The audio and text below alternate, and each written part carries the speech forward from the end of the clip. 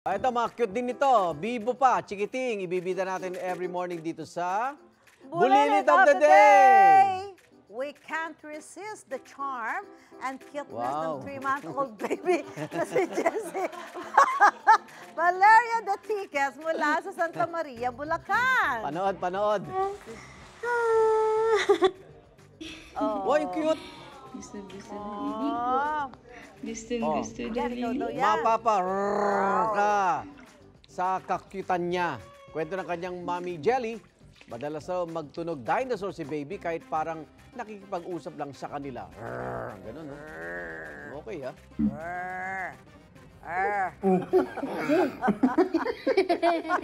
Yan ba yun? Minsan nga raw, naghaham-mala princess si Mami Jelly para ito ang gayahin ni Baby.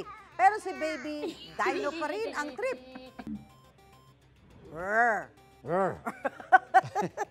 Ayos, ha? May narinig yan. Oo. Baka nasa, siya. Ayun nga, no? Baby Dino man ang peg. Cute na cute pa rin si Baby Valeria. Lalo na tuwing umaga. Baka madalas naririnig yung ng dinosaur. Oo nga, Pag nanonood sila ng TV. Oo. Kaya ayaw niyang baguhin. Kaya kapitbahay nila. Ayan. Ang cute naman.